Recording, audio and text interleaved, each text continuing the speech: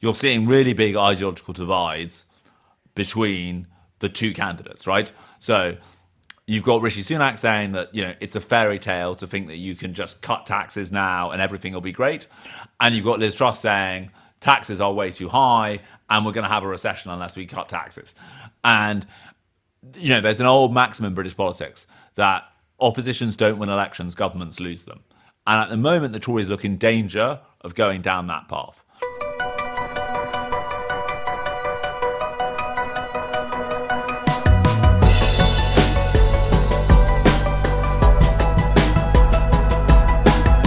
This next week will be among the most consequential in contemporary British politics.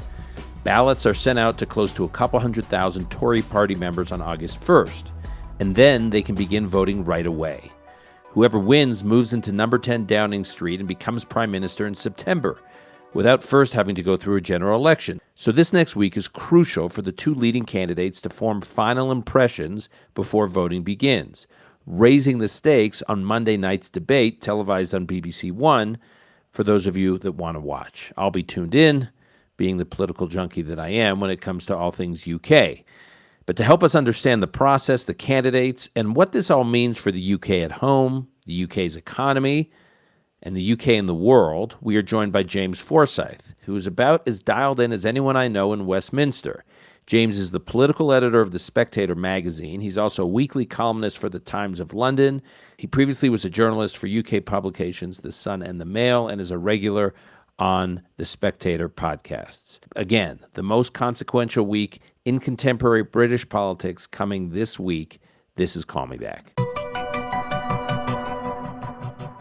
So whenever I want to get a download on what's actually happening in UK politics, I turn to my longtime friend James Forsyth from the Spectator in the UK, who's based in London. He's also a columnist for the Times of London, and he has been completely crazed covering this crazy leadership race in the Tory party. But I'm grateful he's taken a few minutes to chat with us. James, thanks for joining the conversation. Pleasure to be with you, Dan. Okay, James. So first of all, this next week is crucial, if not possibly decisive, in determining who the next Prime Minister of the UK will be. I think most listeners of ours, when I just speak to folks, on the fly, they just think, there's if they put it in U.S. terms, there's a primary now, right? There's the equivalent of like a primary for the next couple of months, and then in a couple of months, a leader will be chosen, a nominee will be chosen. And this is different for two reasons. One, this next week is the ball game, pardon the American sports reference. And two, unlike the U.S. process, in this particular case, when the leader is chosen, that leader immediately becomes prime minister, doesn't have to go through a general election. So I just want to set the stage for our listeners on that. I want you to explain why this week is so important. Let's start with that. So, because although this contest doesn't end until September the 5th, the ballot papers will be posted out at the beginning of August. And Tory members are organised people who respond to mail by return of post. And based on some historical estimates, as much as half of the membership might essentially vote as soon as they get their ballot paper. And so this coming week is absolutely crucial for the two candidates. Polling Tory members is notoriously difficult, but at the moment it looks like Liz Truss has quite a substantial lead. And so this week is vital because what you also see in the polling is that the Tory selectorate is very volatile. If you look at the same polling that gives Liz Truss a big lead, it also suggests that the two candidates they're choosing between are even now their third and fourth choice, respectively. Two candidates who got knocked out in the parliamentary rounds, Kemi Badenoch and Penny Mordaunt, are both the first choice of more Tory members than either of the candidates who've gone to the knockout round. Okay, so hold on. I want to get into the individual candidates in a moment. So just again on the process. So as you say, ballots go out. So actually, let's rewind. Let's talk about how we got here. So Boris announces on July 7th that he's resigning. Immediately, and he says he'll stay in office, he'll stay at number 10 Downing Street until a new leader is chosen, right? Because the Tories have the majority in Parliament. They have an election mandate. So And so since the party has the majority, it's whoever's leading the party is prime minister. They don't have to go to the electorate for a vote. They just have to have the party choose the leader, and that leader becomes the prime minister. So Boris announces on July 7th that he's stepping down, and what happens after that? Just briefly explain especially for our U.S. listeners, what happened after Boris on July 7th announced in terms of the process for choosing a new leader. Then a whole ton of people said, I want to do the job because you become prime minister straight away here. This is the only way in which you can become prime minister without having to win a general election first. And there were about 11 or 12 candidates who declared. They then had a breakneck parliamentary process to whittle it down to 2. That ended. And the way that works is there's every day there's a round of voting, and the lowest candidate gets knocked out. And the members of parliament, the Tory members of parliament, are voting, and whoever finishes last in each day's voting gets knocked out. So that's how you whittle it down from 11 or 12 candidates to 2 candidates. It would be the equivalent in the U.S., say, if the president of the United States was chosen by Republican members of Congress or Democratic members of Congress, whichever way you're looking at it, voting, the members of Congress, not actual party voters, party primary voters, not activists around the country, but actual sitting members of Congress voting for a candidate to lead the party. That is what those rounds were all about. Yeah, and it's I suppose it's most like in U.S. terms picking a new leader of a House of Representatives, for example. Right. And so that process is quite brutal because it's very short. The polite way of putting it is that the Conservative Parliamentary Party is regarded as the most sophisticated electorate in the world. Which means that there is an awful lot of horse trading. You never quite know what people are going to do. Mm-hmm. And what was interesting about this time round was that in previous, when Boris Johnson was elected, right from the off, he had a commanding lead. It was clear that it was him. This time round, Rishi Sunak led all the way through the process. But even at the end of the process, he's someone I've known for years, he only had 38% of the vote. Now, that is still more than anybody else. But, both Theresa May and Boris Johnson had over 50% of the vote by the time it came to the end of the parliamentary phase. Okay. So you then went to the country. So it goes through that process where the members of parliament, the Tory members of parliament, are voting every day, whittles down the list to 2 candidates. And then those 2 candidates are the only 2 that go before the Tory party members across the country, the grassroots of the party, the equivalent in the U.S. context of a U.S. primary. It's at that point that it's most comparable to a primary. We're actually going to voters across the country rather than parliament. Although far fewer people vote. I mean, no one quite knows what the precise number of Tory members are, but it's somewhere between 160,000 and 200,000. So 160 to 200,000 now vote on these 2 candidates out of a population of 60 million. So this is not. This is wild. So 160 to 200,000 people are choosing, for a country of 60 million, are going to choose the next prime minister of the UK. Okay. And just precedent for this, because this is a little out of the ordinary, right? So normally the party chooses the leader, and then the leader of the party goes before the general election. Here we're bypassing that because Boris is resigning in the middle of a term. Precedent for that is there's a lot. Theresa May, Boris Gordon Johnson. Brown. Remember, Boris Johnson became prime minister in 2019, and he chose to go to the country early. But because it was a hung parliament, that's why he wanted to go. But in Britain, it is now quite free. It is now happens more often than not that the governing party will change leader at some point in the parliament. So if you think through recent British prime ministers, Boris Johnson, Theresa May, Gordon Brown, John Major. What about Thatcher to John Major? Was that the same thing? Yeah, exactly. And in some ways, that is the nearest precedent because the Tories were behind in the polls under Margaret Thatcher. They changed leader. This is what a lot of Tories hope will happen again. They changed leader, and suddenly it felt like a new government. It felt fresh and different. And they then won an unexpected general election victory 2 years later. So the 2 candidates are going before the membership broadly, again, the equivalent of like a primary electorate in the United States. That process begins effectively now.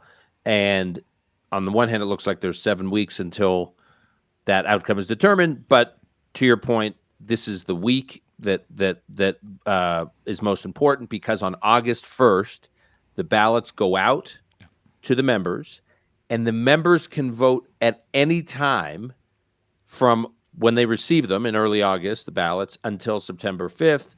Yeah. But you think most of that voting is going to happen early? That is the theory, is that based on previous behavior, a large amount of the electorate will vote as soon as they get their ballot paper. Now, it might be slightly different this time around because it's August. Lots of people are away on holiday. It also might be different this time around because I think, unlike in 2019, when nearly all Tory members knew what they were going to do when they get their ballot paper, I think people are less certain this time around. So that might not happen, but I think it is. I think certainly you will want to be in a strong position on August 1st because, every day from August 1st onwards, there will be fewer available voters to reach. There is this quirk where voters can vote early and then change their vote. This is slightly mad, but everyone is allowed to vote. I mean, that's unbelievable to me. It seems fraught for conspiracy theories and chaos. This is not as Chicago as it sounds, right? Yeah. Okay. So explain. So essentially, you can either vote on a postal ballot or in an online ballot. The theory goes that if you vote both ways, only one of those votes will count for obvious reasons, and it will be the last vote that you cast. Now, I don't think many people are going to go and change their vote in that period unless there is some dramatic revelation about one of the candidates. I think if it's an incremental difference in performance during the process, I think there'll be very few people who bother to go and change their vote. That's not going to be a large number of people. But I think what it does is it means that if some massive new development takes place during the month of August, people might well do so. So I'm just curious, online voting. It seems, there are people there are groups in the U.S. who are pushing for online voting, and it's met with serious resistance because the potential for hacking and bugs and all sorts of mischief making and uneven reliability. Does any of this color how people? I talked to friends of mine in the UK about online voting in these leadership races, and they treat it like it's a I don't know. It's not controversial. It is remarkably uncontroversial here. One Tory MP was joking to me that when Vladimir Putin wins as a writing candidate, we might think that someone has hacked into the process. I think it is surprising how uncontroversial it is. But I think the theory goes that so there are two reasons I think why there is this online voting element. One, because it is August and a lot of people, we get longer holidays than you guys do. A lot of people will be away for the majority of August. The second reason is I think the party officialdom were very worried. There are kind of in almost every public service in the UK right now, there are arguments about pay. We like you have high inflation. The government is trying to keep a lid on public sector pay increases. The public sector unions are obviously arguing for bigger increases. And I think one of their worries was that if they didn't have an online voting element, you might end up with a postal strike that would cripple the whole ballot. And that the politics of it would be too delicious, which is you want to elect a new prime minister, you've got to pay us properly, kind of thing. So I think that I think that is why there is this online element. But I agree with you that if there is a contentious result, I think it will obviously become a subject of much greater argument. So now let's talk about these two candidates, Liz Truss and Rishi Sunak.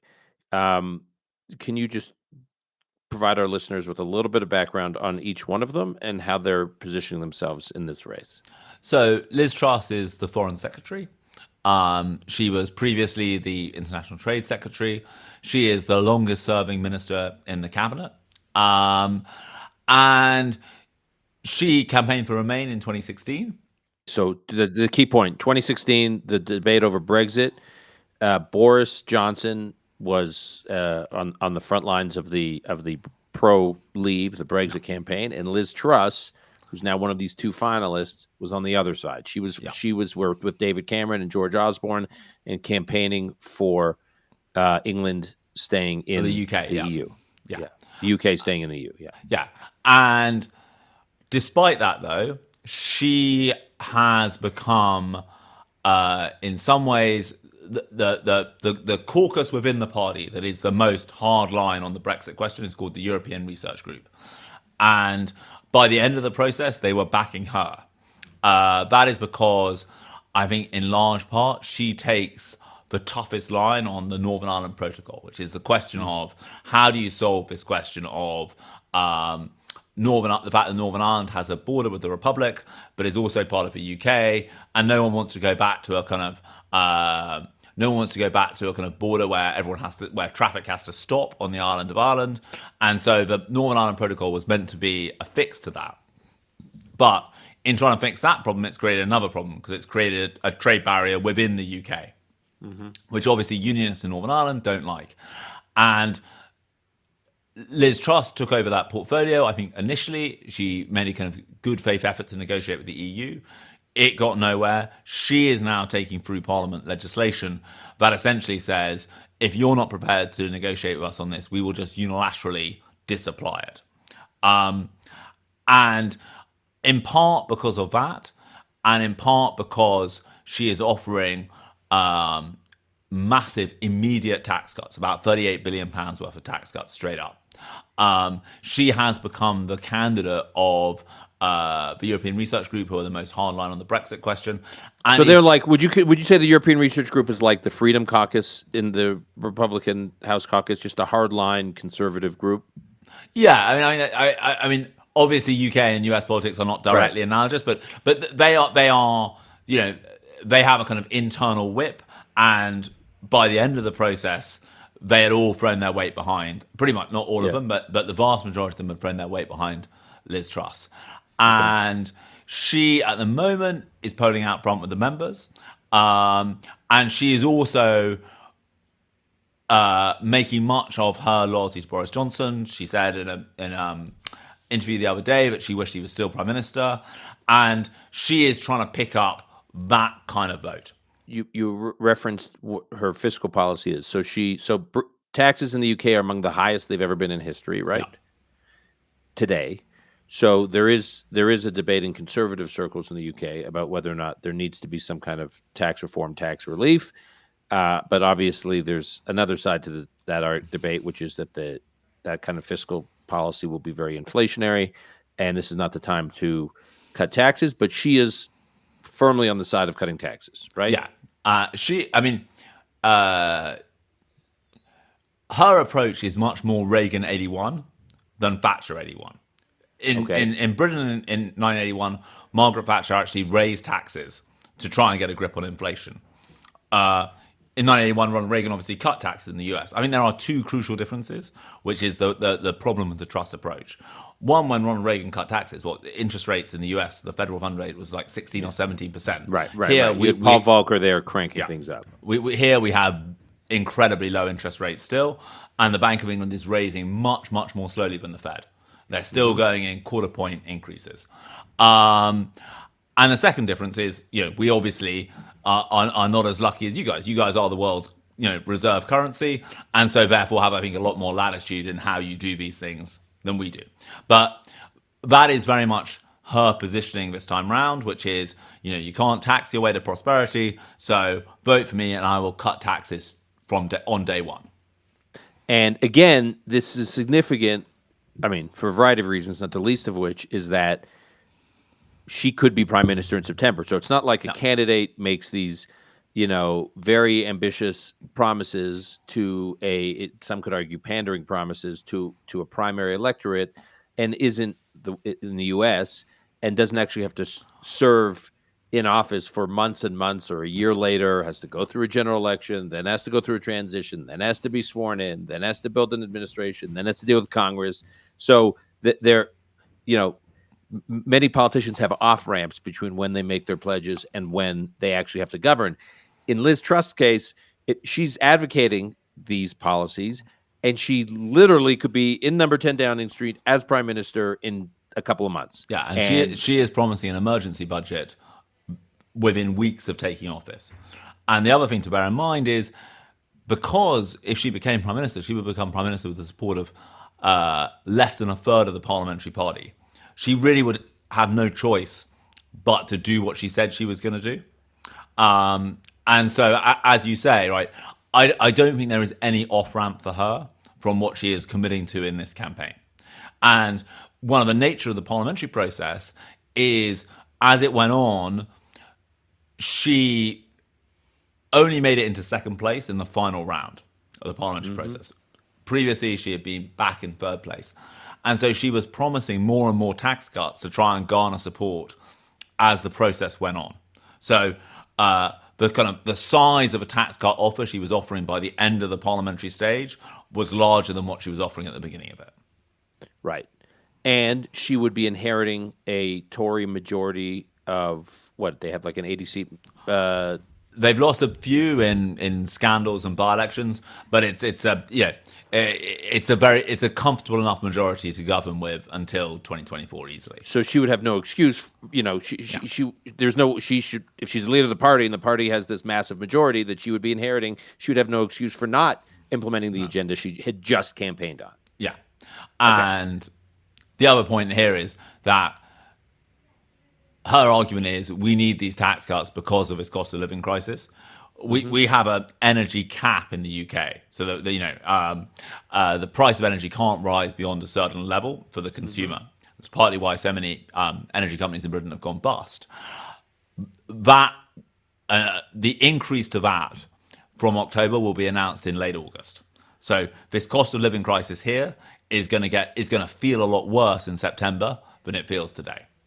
Now let's talk about Rishi Sunak, who you've known for some time. Just talk about a little bit about his background, and then what he's campaigning on, and what kind of prime minister you think he would be. So he was the Chancellor of the Exchequer until he resigned. So the equivalent of our Treasury Secretary in the US. Basically saying, I'm resigning, but two reasons. One, differences over economic policy, and two, there was a scandal here about a politician called Chris Pincher who had a government job, and he got drunk and groped someone, and Number 10 said that, well, they didn't know about this behavior. It turned out that previously there had been an incident and Downing Street had been warned about his behavior, and various ministers went out and said, no one knew about this, and it turned out they did. And after Partygate and everything else, this was essentially the straw that broke the camel's back. So he resigns over that and differences over economic policy. And that has definitely earned him the ire of those cabinet ministers who are closest to Boris Johnson.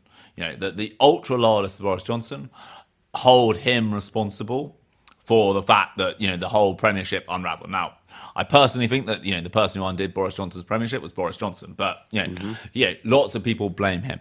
He also is in a very different position on tax cuts for Liz Truss. He argues that the first thing you've got to do is grip inflation, that to cut taxes now would make inflation worse, and therefore that's a bad thing. So he says, yeah, we've got to get taxes down, but we've got to grip inflation first. He is essentially a kind of eat your greens message. And then, you know, you can have a tax cut, but not yet. And so despite the fact that he was a Leaver in 2016, when he was elected. So this is interesting. So Rishi Sunak was so the way Liz Truss campaigned for Remain in the EU, Rishi Sunak was campaigning for Brexit. He was with Boris Johnson and Michael Gove and arguing that the UK needed to leave the EU. Yeah. And so you would think that would put him with the base of the Tory party. Yeah. And, you know, when he was elected, he is a fiscal conservative. And so you would have thought he was on the right. But because he has raised taxes, there is a kind of there is a chunk of the right of the party that says, no, we don't want somebody who raised taxes. So he has a slightly different appeal, I think, than you would have expected him to have within the parliamentary party at the beginning. And his challenge with the grassroots, where is to get over, I think, both the Boris Johnson factor and the taxes factor. Now, I think that is going to be work for him, but I also think that there is a general perception backed up by the polling that suggests he would be a more formidable opponent for Labour. And I also think that, we've had two debates in this process so far on TV, and the snap polling afterwards had him coming second in the first one when there were how many candidates? About 5 candidates on the stage, and top in the second one when there were 5 candidates on the stage. So there's a big debate on BBC One in prime time on Monday night, and that is a really big moment for him. He needs, in that debate, to turn in another good performance and say to Tory members, look, put us side by side. Who do you want to pick? And just can you describe? He had his own scandal about 6-8 months ago regarding the domicile status of his wife. And he weathered that. It seems he seems to have weathered that. Can you just describe what the accusation was and how he came out of it? So his wife is an Indian citizen, and so she is non-domiciled in the UK for tax purposes. This came out. There was a mighty row about it. She said, even though I'm non-domiciled, I'll choose to pay UK tax on more of my income than I am legally required to, because that she said that she felt that her tax arrangements were offending kind of what she called a kind of British sense of fairness. They did that, and then I think that storm calmed down, and he still managed to win the parliamentary round of the process. But I think it was a difficult period for him because it came straight after a spring economic statement where previously a lot of what he had been doing had been, running the furlough scheme, which essentially was a scheme that paid people's wages when the economy was shut down. That spring statement was the first time was one of the first times he delivered a lot of bad news. And a lot of people were like, oh, don't like the sound of that. There's not enough help there. There's not enough relief there. We don't like these taxes going up. So he had a difficult few months. I think he then weathered that and is now. I think if you'd said a year ago, you would have thought he would have been a very strong favourite in this contest. He is now, in this members round, going to have to come from behind. Why is it? I'm perplexed by this. So about 2/3 of the Tory members of Parliament in their voting are for Sunak and Truss, and yet it's not where the membership, the equivalent of the primary voters, are in terms of their first choices. And Sunak in particular seems to be underperforming so far, with, according to the polling, of Tory members relative to Tory members of Parliament, Tory activists versus Tory members of Parliament. What's the disconnect between what's happening among the Tory leadership, the Tory parliamentary members, versus the base of the party? So I think the base of the party is keen on a fresh start. I mean, the base of the party likes new, fresh faces.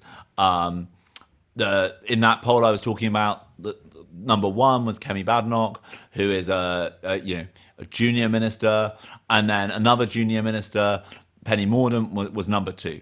And I think they feel like after this Boris Johnson era, which has been, I think, exhausting is probably the best adjective for it. They think, look, why don't we start afresh? I think Tory MPs are like, hang on a second, we're sending someone into Downing Street. They've got to be Prime Minister on day one. They've got to have experience. And so that's why the MPs sent, the Foreign Secretary and the Chancellor, two of the most senior jobs in government, to the members. The members I think would have liked to have had the chance to choose someone totally fresh.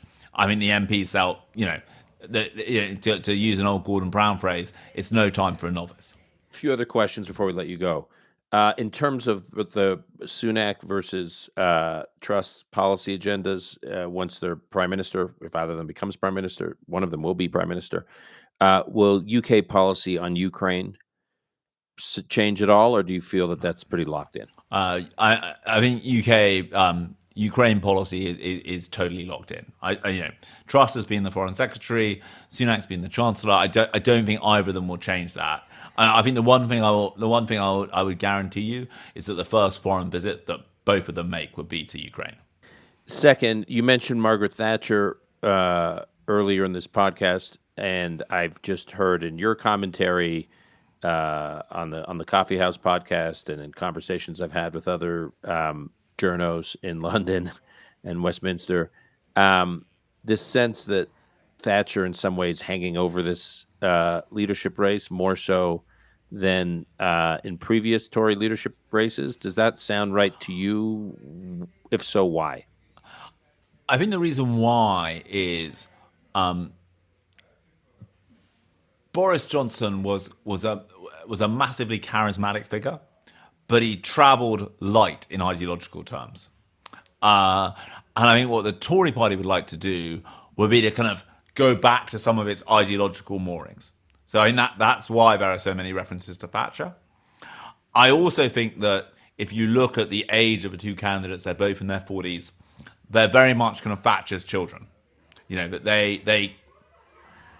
the kind of the Britain which they live in, their kind of the politics that was raging at the time that they were growing up was all about Margaret Thatcher. And I think that is why there have been so many references to her in this race.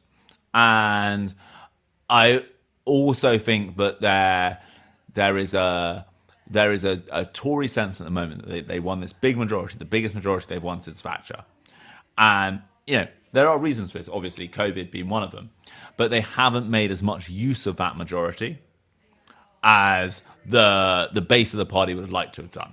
It's hard to say, in some ways the problem was the Tories in 2019 stood on this platform of get Brexit done, keep Jeremy Corbyn out of power. And the problem that they had was that by winning the election, they achieved those two things. They managed to break the Brexit deadlock in Parliament and defeat Jeremy Corbyn. And a bit like the dog that catches the car, they didn't quite know what to do after that. Okay. Boris Johnson. Is it safe to say that he's done, or are you of the view that you can never count Boris Johnson out? I mean, if you look at his career, was foreign minister in Theresa May's government, resigns from as foreign minister in protest of some of the permanent Brexit negotiations with the EU. People think he's done then he comes back, becomes leader, doesn't only come back as leader, but he wins this massive mandate in 2019. I think one of the biggest majorities that the Tories have won in its history. Is it foolish to count him out? I think he certainly wants people to think he might come back. His last words in Parliament were, not classic parliamentary rhetoric, but were like hasta la vista, baby. It's obvious kind of Terminator reference. I'll be back. Mm-hmm. When one of his closest political allies, they had this final cabinet, they presented him with various gifts. He said, to mark the end of your current stint as Prime Minister. That was the kind of the gag. So I think he certainly wants people to think he might come back. I think politically it's quite difficult as lightning doesn't strike twice. And I also think that ultimately what did for him was that he lost the confidence of his parliamentary party. And I think he will struggle to get that back.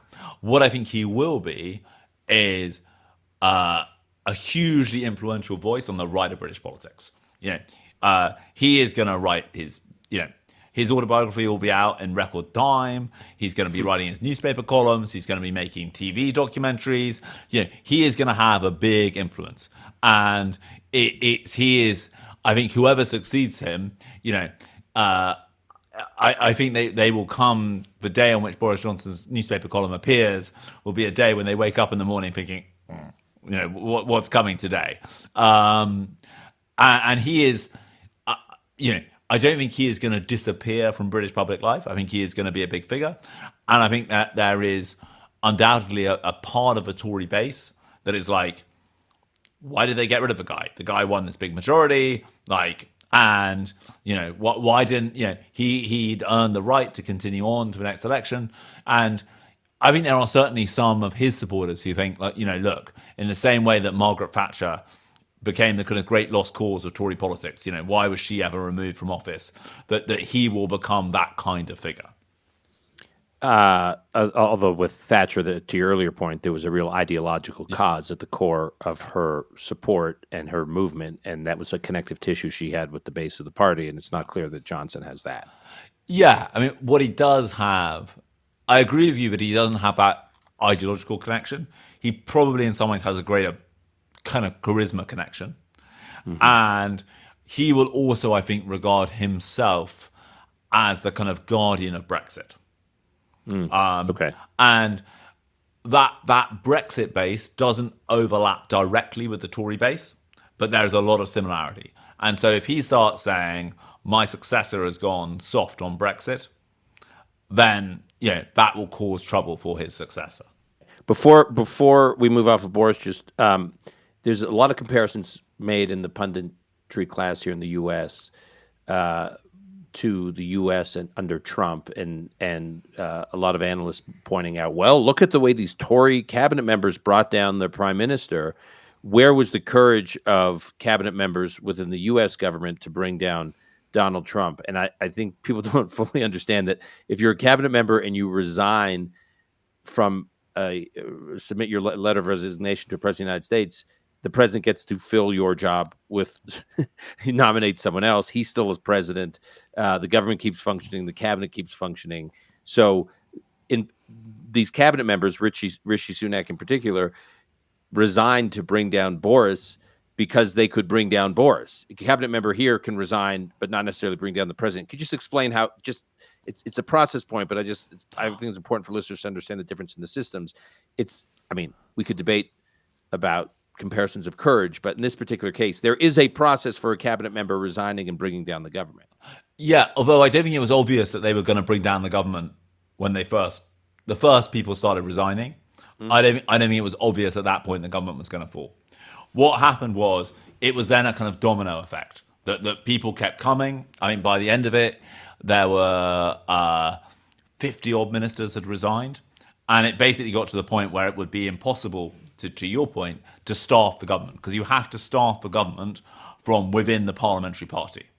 And there were just not enough people to fill all of those slots. And people, to give you a sense of it, on the day that he resigned, I remember waking up, checking a couple of people had resigned. In this age of 24/7 media, I emailed my colleagues on desk, say, I'll do the first 2 resignations. And then basically before I'd filed, it was like, I'll do the first 4 resignations, because they just kept coming and coming and coming and coming and coming. And I think there was a kind of sense by the end that it could not continue. And I think he was undoubtedly reluctant to go. And he looked to see, and then ultimately it became clear that he just could not staff a government if he stayed. And that's why he decided to resign. Okay. And finally, we haven't talked at all about Keir Starmer, the leader of the Labour Party. Can you just tell us a little bit about Keir Starmer, where he's positioning himself for a potential future general election against the Tories? So there are 2 ways that a leadership contest can work in British politics, I think, for the other party. One is that it gets so much attention, it becomes impossible for the other party to get noticed, and they suffer from it. The other is that there are sufficient divisions exposed within the governing party that the opposition benefits by default. At the moment, it looks like this contest is going to be the latter rather than the former, because you're seeing really big ideological divides between the 2 candidates, right? So you've got Rishi Sunak saying that, it's a fairy tale to think that you can just cut taxes now and everything will be great. And you've got Liz Truss saying taxes are way too high and we're going to have a recession unless we cut taxes. And, there's an old maxim in British politics that oppositions don't win elections, governments lose them. And at the moment, the Tories look in danger of going down that path. But the problem for Starmer and the risk for him is that Labour was set up in all their positioning very much in opposition to Boris Johnson on a kind of personal level. And Boris Johnson so dominated UK politics that whoever succeeds him, it will feel like a new government. Like, remember that when John Major succeeded Margaret Thatcher, he'd been her Chancellor and her Foreign Secretary, but it still felt like a totally new and different government because Thatcher was this massive personality and anyone else in charge just felt very different. And so the risk, I think, for Starmer is that, he is not a kind of Tony Blair style figure. He has not made a massive connection with the public. He has not taken a decisive and overwhelming lead in the polls yet. And so he could be vulnerable if the new leader can, sort the Tories out. He could find he could find that the Tories come back. But there is also a danger for the Tories that, this is their third change of leader in 6 years. And, every time you change a leader, you inject a little bit of poison into the party's bloodstream. And the danger is that the Tories are just getting quite close to kind of septic shock. And in terms of how he would govern, where would you put him in his governing agenda? Center left, hard left? How the party's transformed since Jeremy Corbyn lost the last election? He has moved the party back to the centre from the Corbyn era. He ran essentially in that leadership contest saying that he essentially offered kind of Corbynism without Corbyn, right? He was going to keep the policies, but, he wouldn't be Jeremy Corbyn, he wouldn't have the baggage, and he wouldn't have some of the kind of foreign policy issues on NATO, nuclear weapons, all of that stuff. As leader, he has tried to drag Labour to the centre. I think in ideological terms, Starmer is definitely to the left of Tony Blair. And I think he would govern as a fairly kind of classic social democrat government. I think the most likely result of the next election at the moment, depending on what happens in the Tory leadership race, would probably be that there might be an anti-Tory majority in Parliament. So he might have to govern kind of in conjunction with the Liberal Democrats and the Greens. But I think on Starmer, he has not yet sealed the deal with the public.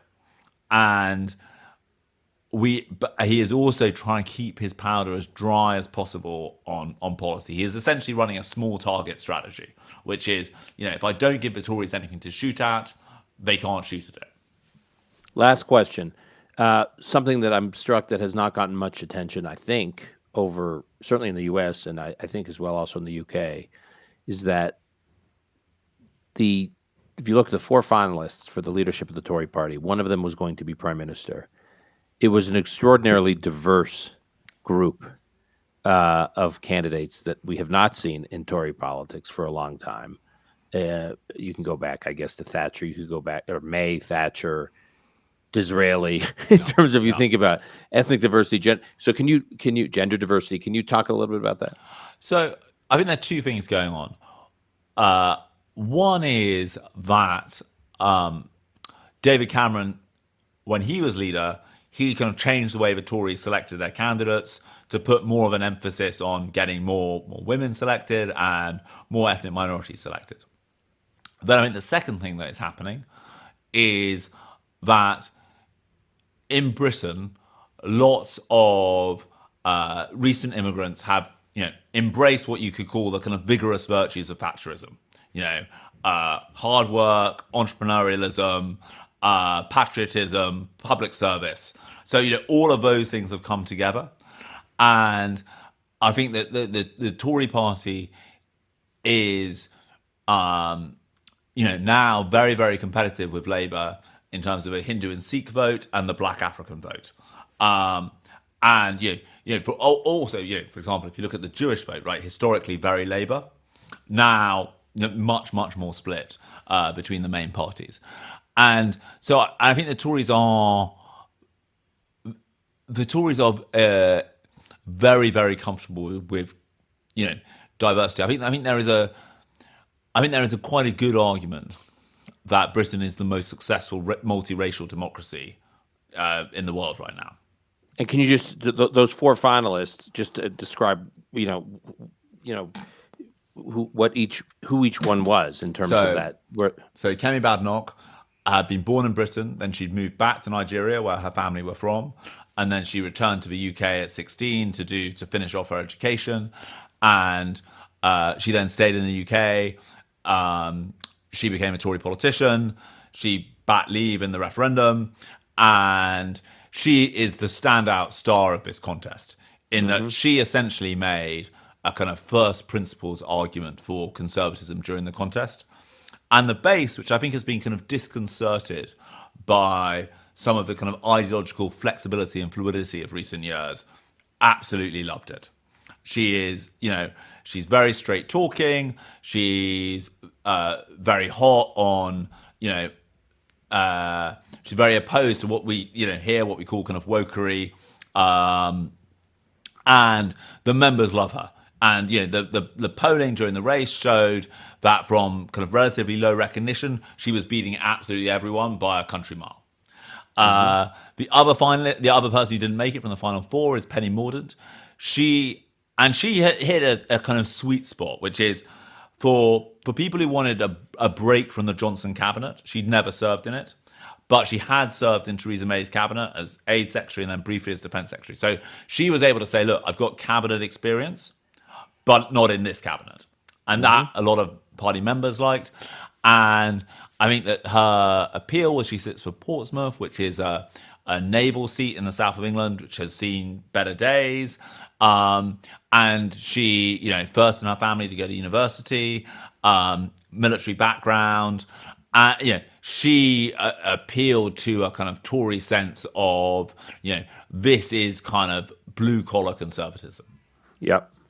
And then Liz Truss we talked about, and Rishi Sunak his family's from India. Yeah, via East Africa. So that's a kind of part of that. Those Indians who went to East Africa, as because of British rule in East Africa, and then came to the UK. And again, these are his dad was a GP doctor here. His mum was a pharmacist. Kind of classic success story of immigrants. And they weren't the other people in the race were Sajid Javid, whose family came to the UK from Pakistan. The Tories have become very successful at creating a kind of diverse leadership group, but which isn't defined by its kind of ethnicity. This is not a kind of quota system. This is very much like just the kind of the Tories have found a way as a party of the centre right to appeal, and I think they have managed to create a kind of a British patriotism which is very much about values and emotional connection rather than any kind of blood and soil connotations. Got it.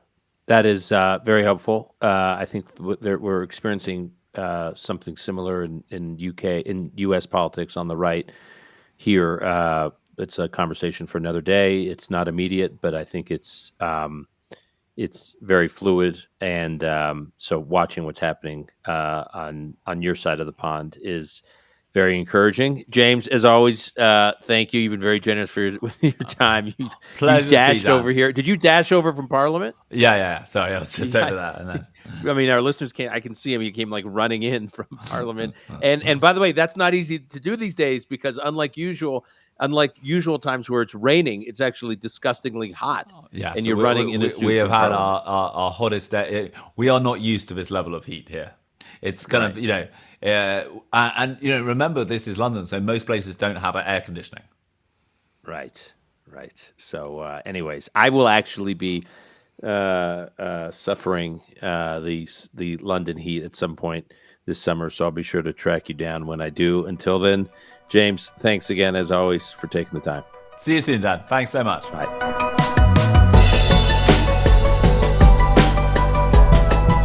That's our show for today. To keep up with James Forsyth, you can follow him on Twitter at JG Forsyth. That's JGFORSYTH. You can also find his work and his reporting at the Spectator, spectator.co.uk. Highly recommend you subscribe. Call Me Back is produced by Alon Benatar. Until next time, I'm your host, Dan Senor.